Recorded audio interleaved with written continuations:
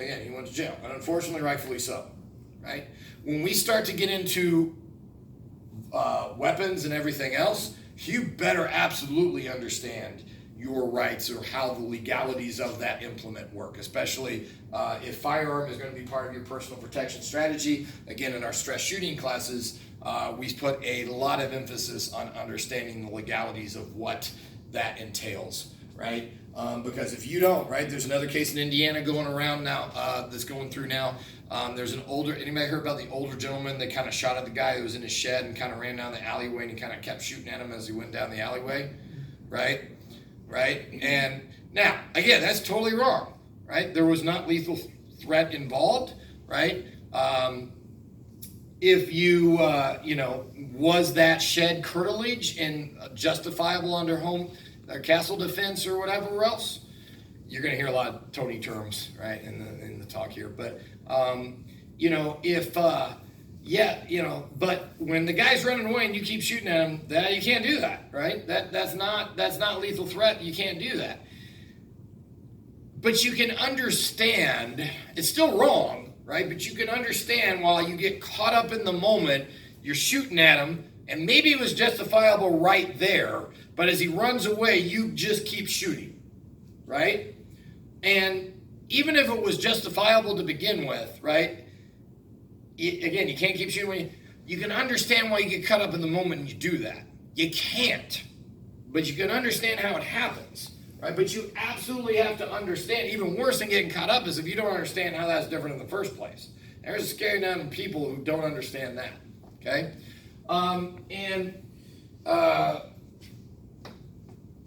I don't think any of you heard it last time, so I'll go through this spiel a little bit. Again, I kind of talked about it last time too, but I occasionally do self-defense or martial arts expert witness testimony, right? And I use this example to illustrate just how complicated this stuff gets, okay? So I got called in, a buddy of mine who is now a magistrate, but his firm was running the self-defense case, called me in to do it. And so I was kind of friend and family discount as one of my first cases, and I knew the guy, I didn't know the guy, but I knew the people who were handling the case. So, so I didn't charge anywhere near what your typical expert witness charges, which usually starts around $200 an hour. Okay, right, which is, that's a good gig. I could do more of that, right? So, right, okay, anybody pre-law? Let me give you my card, right? Okay, so I usually say in my college classes, right? How many of you are pre-law, right? So, so I didn't charge anything like that, but I got paid for my time. So we had to so they send me the case. I read through all the witness stuff, everything else, pay for that time, right? I go deposed for the case. I go up to, this is in northern Indiana, I drive up there, travel, to go up there for then the prosecutor, because I was for the defense, right? Then I thought, and I'm serious when I said, if you had come to me, if one of my own students came to me and said, this is what happened, this is what I did, I would have said, you handled that perfectly, okay? Prosecutor saw it differently, right?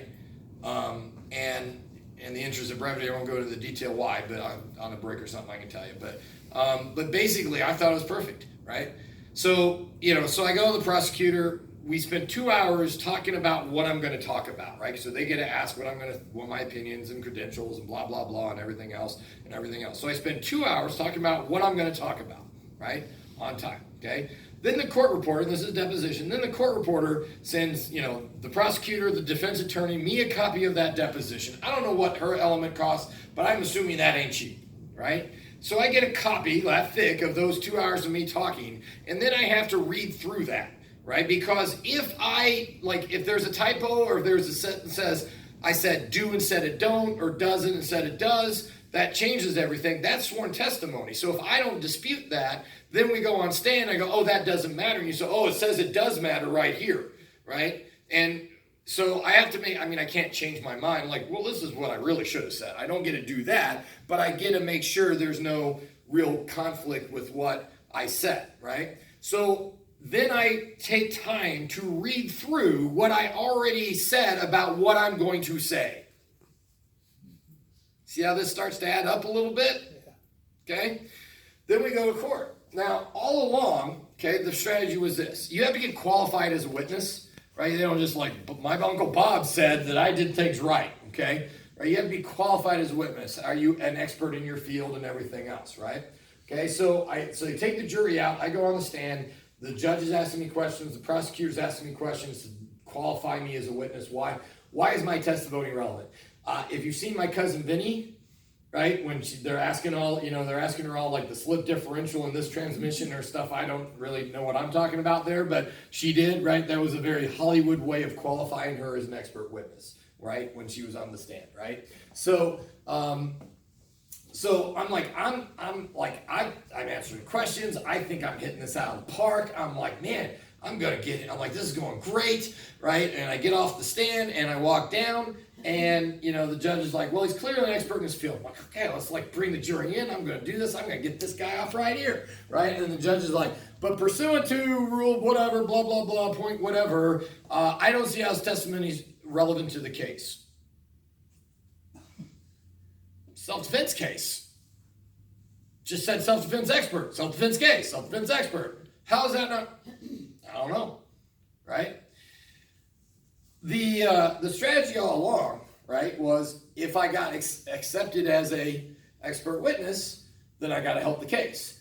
If they rejected me, well, there's your grounds for appeal, because I should have been allowed to testify. That was, okay, well, if this happens, then there you go. Except for, here's the thing, he ran out of money. There was no appeal, right? He went to jail, right? You see how this gets really complicated, okay, right? And so a good personal protection strategy certainly keeps these things in mind. And this is hard, and this is why this is more scary than this is in some ways, okay? Because you're going to deal with this aftermath 6 months, $200,000 to prove you were right all along. Okay? Right? That's scarier than this. Right? Even though I get my butt kicked, right, I'm going to heal a lot faster from this than deal with all that. Okay? Right?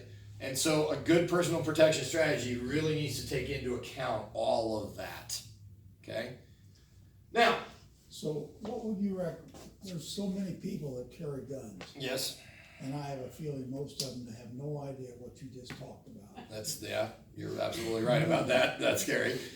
And so it's not only scary for you who are in the same place they are with the Yep. gun hanging on them. Mm-hmm.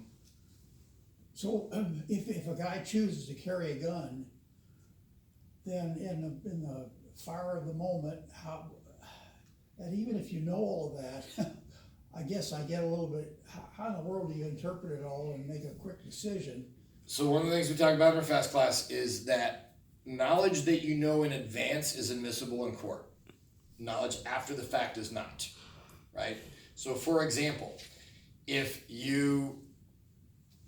why did I shoot this person? Well, because I understand that according to the Tueller rule, lethal distance with a knife is 21 feet away, right? He's within lethal distance if I don't go for this gun right now, okay?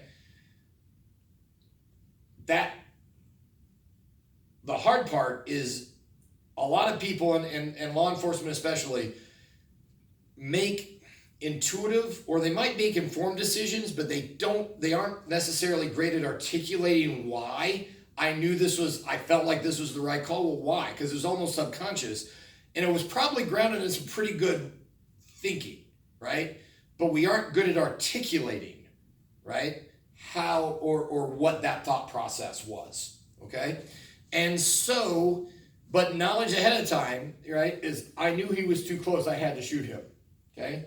You're gonna look at the security camera footage, or someone brought a cell phone out during that or something, right? There's always a camera now, right? And the jury's gonna be like, well, look how far away he was. See, it didn't look like he was threatening anyone. No, I knew. You can't, though, after the fact, go back and look and find that and go, hey, turns out it was right at.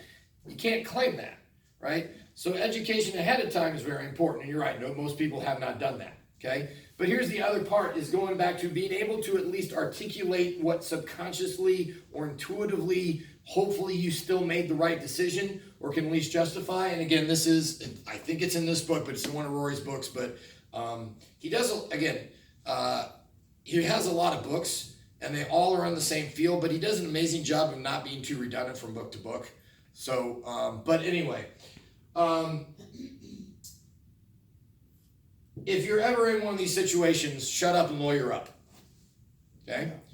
Now, recognize that's what guilty people do too. Okay?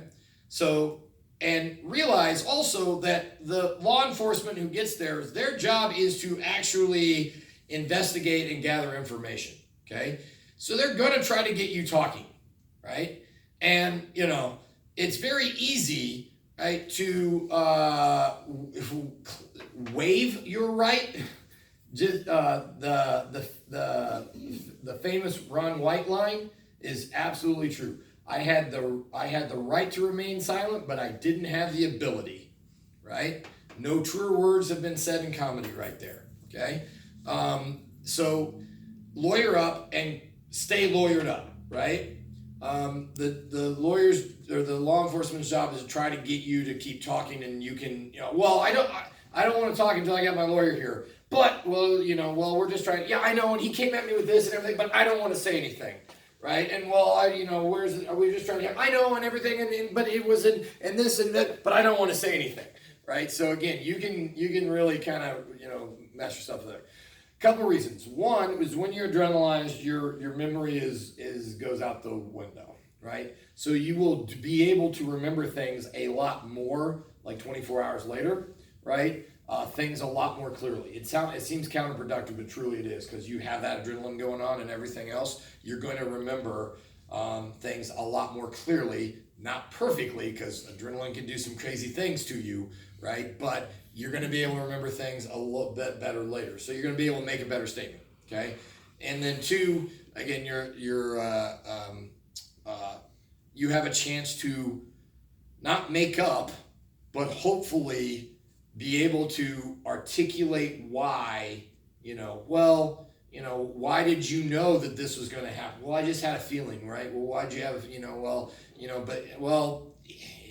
most people that are, in 90-degree weather don't wear trench coats. So, they gave me a little, and then he, and whatever it is. And, whatever your rationale is, you can be able to explain why you did what you did and why it was presumably the right call. Right? So it gives you time to try to talk through that. Okay? Another cautionary tale from Trayvon Martin. Okay? If you followed the news stories or whatever, right? I think it was the guy who the shooting happened in like his yard. Okay? And he was like the first witness on the scene. Right? So there's the shooting, and like just moments after it happened, he goes out. Now, first of all, you hear gunshots and you wander outside. Let's talk about your personal protection strategy. Okay? But nonetheless, he did. Right? And like it just happened. And what was his name? Zimmerman, right? Was there and was like, and basically said something like, he walked up, what happened? He's like, I had to, he was beating me up. I'm pretty sure that's kind of what the line he said. Okay, I had to. Well, here's the catch, right? And all the legal pundits on the news that night, here's the rub, okay? Getting beat up is not threat of lethal force.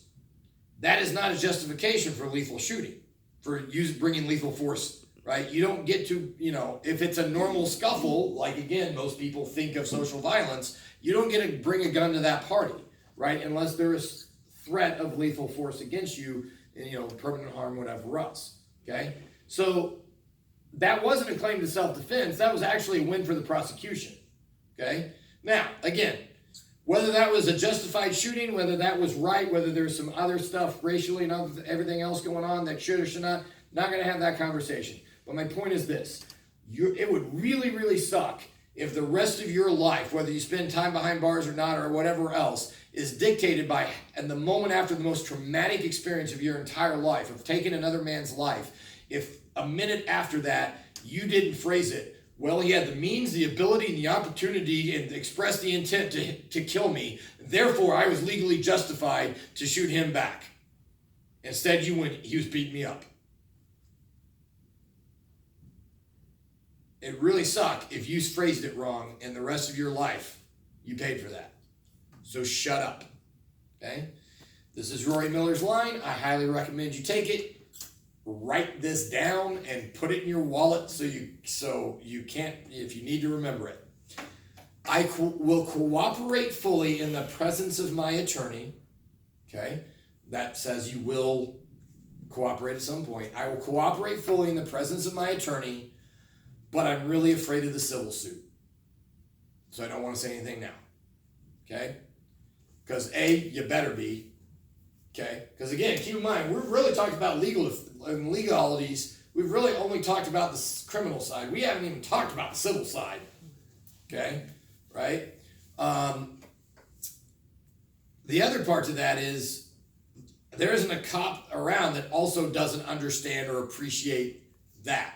So you've kind of tribed yourself, right? And they're like, oh yeah, I get that, right? And they probably has the best chance of you leaving them alone because they respect that, right? Now you've tribed them, you're speaking their language in that regard, right? Okay, so I would suggest using that line. I'll say it one more time. I will cooperate fully in the presence of my attorney, but I don't want to say anything now because I'm really afraid of the civil suit. Okay? Doesn't admit you did anything criminal, right? Or whatever else, right? And again, just because you dodge the criminal element, there's still the civil thing, okay? I use this as a very extreme example, but I use this in my courses with ladies or whatever else. You're in a sexual assault situation, right? And you gouge an eye to get away. Now that's extreme, okay? Right? But you gouge an eye to get away, right? And, now you're going to have the civil side, even if you get the legal side or the criminal side, right? And hey, you two were, you knew each other, you're getting along, you went back to his place, whatever it was, things were going great, and then suddenly you flipped out and named my client. Now, that's absolute crap. That's not how, right, it probably went down, right? But that's how it's going to be portrayed and everything else. And again, how much time and how much money are you going to have to go through to find, to do that? Now, let me also back up and say, I want us to appreciate, I normally make this caveat at the beginning of my classes, I didn't do it here, right? I want us to appreciate just all these considerations, but again, ultimately, we're assuming that we can develop a strategy that allows us to win or at least not lose as badly, right? Right, I don't mean to convey that this is damned if you do, damned if you don't. Well, crap, I'm screwed one way or another. What's the point, right? It can almost get overwhelming and kind of pessimistic, and that's not my intent, right? And the whole point of the class is developing strategies that mitigate or minimize our exposure in these realms, right? Because these are things we have to contend with to be able to more effectively win, given the circumstances. Because trouble found us or whatever else, right? Okay? And that still sucks, right? But this is damage control and everything else. But I'm not, again, it can be a little overwhelming, and I don't want to impress upon you, you guys are screwed no matter what, right? That's not what I'm saying, right? But we do need to appreciate just, what a big hairy monster this thing really is, right? And people have a very simplistic view, right, of how this works, right? Again, two guys get into a fight in the bar, right, cops you're probably both going to jail for the night, right? And they'll figure it out in the morning. You have more friends explain your version versus that. I think people have in their mind like the whole, like Lethal Weapon, right? He destroys the entire building. It's on fire, right? The beautiful woman, he limps out. The beautiful woman's carrying him out. The cops pat him on the back. Good job as they go in and get the bad guy. That's not how that's going to work, right? Okay, but that's how, I'm right, they're wrong, I'm the hero, right? Cops are going to pat me on the back when they show up. Nope, that's not how that's going to go, right? And again, we have a very different view. We need to understand how complex this really can be, okay? There is, switch markers somehow. Even if we dodge the legal bullet, there's the social, okay? Sexual assault situation. How do the legalities play out if you're defending someone else being attacked? If you have the right, if you had the right to intervene in the first place, right? You have a right to defend others as they would themselves, right? So, but it goes back to how you're going to tell the story, right? That goes beyond, this is a very generic answer, right? There are other people who can answer that more, but basically you have a right to defend anybody else as if if they're not defending themselves, you can step in and do it for them, so to speak, but you're still held accountable the exact same, right? If they don't, you can't use lethal force unless they could be using lethal force, right? If someone's getting beaten to death with a hammer, you can shoot the guy because they should have been shooting the guy, right? Or whatever else, right? It goes also back to that maybe articulating why you got involved in the first place, right? Is also a bigger challenge maybe. And let me also say this. You actually opened a separate can of worms, Megan.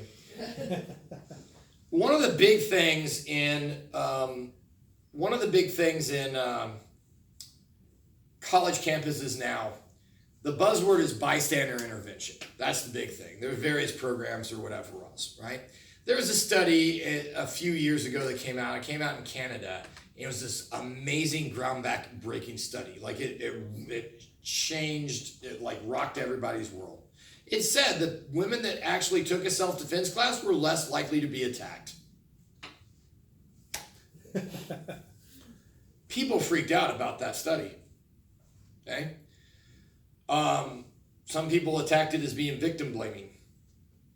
Okay? Why should women have to protect themselves? We should be keeping men from raping and blah, blah, blah. Okay? Mac McKinnon has a great line. It ain't your fault, but it is your problem. Okay? But some people attacked it for victim blaming. You're going to get a lot of that on college campuses, right? There's also, that doesn't jive with a lot of money, a lot of stature, position, whatever, it goes into whatever program's being backed by the federal government, Title IX and everything else, right? Unfortunately, people have dogs in this fight. And so that flies in the face of a huge amount of bystander intervention programming that's going on, and that's kind of the new thing, which I'm not saying in and of itself is bad, but when we over rely on that, right, which sends a horrible message if you ask me. And granted, the people that come and take my classes, I presume, are of a different mind here, right? Okay, but right? You can't save yourself. You have to wait for someone else to come along, some knight in shining armor to come along and save your butt, right? Let's not teach people how to swim. Let's just hire more lifeguards. By itself, this is asinine, right? Now, would it be great to have more people intervene? Perhaps. There are some situations you need to be really careful about that. I am not encouraging, right? One of the most dangerous police calls there are domestic violence situations, right? When you get codependency and all that type of stuff or whatever else, you take boyfriend, you just nearly put girlfriend in a coma, right? But you take boyfriend, cuffed boyfriend, next thing you know, she wakes up and puts a knife in the officer's back, right? I don't get it, but I mean, it's crazy. It's still an outside versus inside thing. White woman in a nice car, right? It's still them versus you, get out, right? And again, everybody's, right? And again, there's been some trainings, right? Well, I just point out, right? You're seeing abuse, right? Well, that's great. You step up and you keep them from getting beat. Well, okay. This could be what some people call an educational beatdown. In other words, this is teaching them a lesson inside this particular group. And again, your world isn't everybody's world, okay?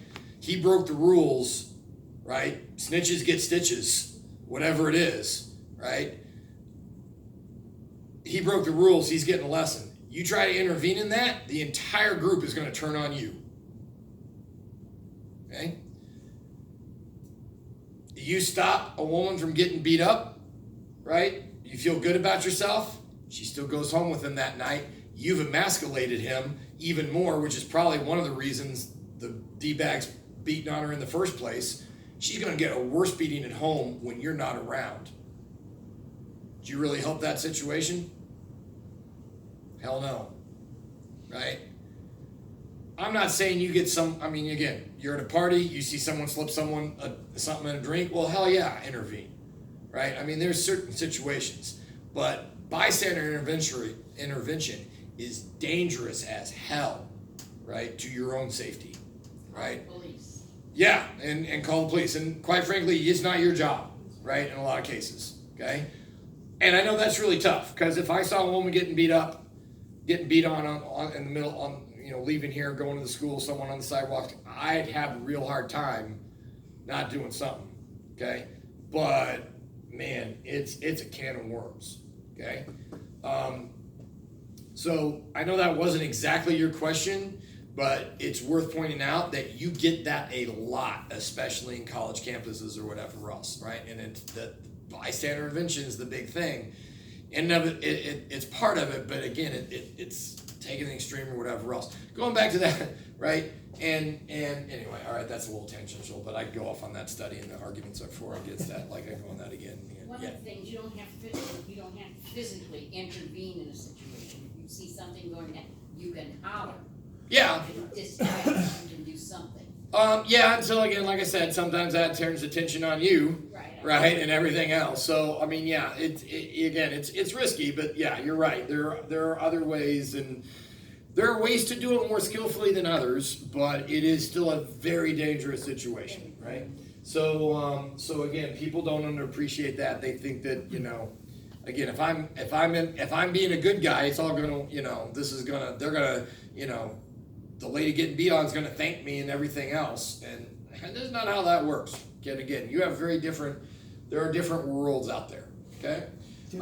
Considering all of that, what is a good position then? I mean, she said holler or scream, but that's not good. Because we literally can all be faced with that at a particular time of day, at any time. I mean, it depends on a lot of things, right? I mean, again, if I'm by myself, if my kids are with me and they're in the car, that's going to be completely different. If I'm by myself, I might be more inclined to do something because then maybe I'm the only one who gets shot, right? It depends on what's going on, right? If it's just an argument or whatever else. There was an incident at the Inside Scoop, and guy was railing and I don't know if he was locked out and he was supposed to, or whether my concern was, there's a lot of young girls working there, and this is over the summer, and this guy's going crazy, right? And I'm like, is a girlfriend locked inside that was supposed to open and he cornered her, right? And I'm like, I heard the commotion from the school, and I'm like, what the heck is going on there, right? So I'm checking or whatever, and I'm like, so I'm trying to see what's going on, right? And I had to weigh, I'm like, first, I went back in and made sure I had some implements with me. But then and actually about the time I was about to walk over, hey man, you seem upset, right? What's going on? Right? And, you locked out, what's going on, or whatever else. And about that time, the cops rolled up, right? And someone else had called. And I still don't know what was going on, right? But, you can try to take it a little more unassuming. It wasn't an obvious, second person, but it was just, wait, something's going on. Every situation is so contextual, it's really hard to give you an answer. Yeah. Right? But like I said, just recognize that you're rolling some real dice, right, when you do that. All right, here's the last part I want to make, and then I will stop talking for just a 2-minute break. I know we're running. We'll switch gears in just a second, okay? Even if you dodge all those bullets, there's still a psychological element, okay? And it kind of goes back to this mindsetting thing and everything else, okay?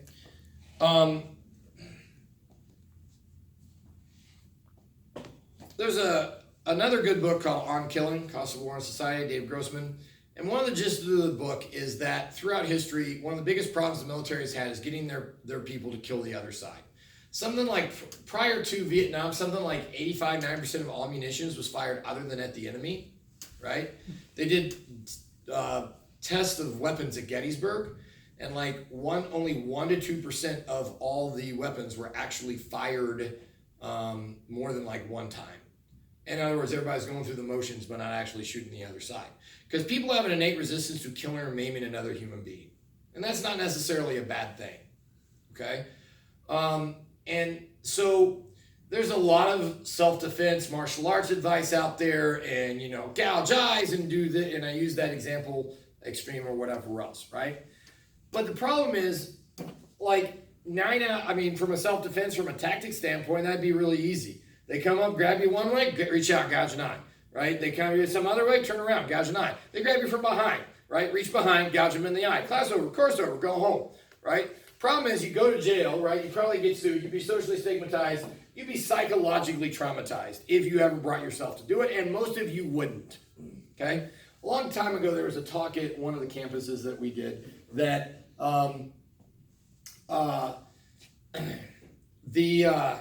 the gist of the talk was basically how to kill someone with the contents of a common purse, right? Is basically what it boiled down to, right? It's been an hour and all the different ways you can do that or whatever else, right? Okay? Now, right, and I would argue, right, and this guy, I believe, had a daughter that disappeared, right, and everything else. So I can understand why he wants that to. I mean, I wouldn't, if those, you know, happen, if that certain people met that demise, I wouldn't really sleep over it either, right? But you can kind of get it. But I would argue, is he really helping his audience, again, if what he's going to teach them, right, is going to do, again, the damage in these areas. But again, most of them would never be able to bring themselves to do that without a whole lot of mind setting, okay?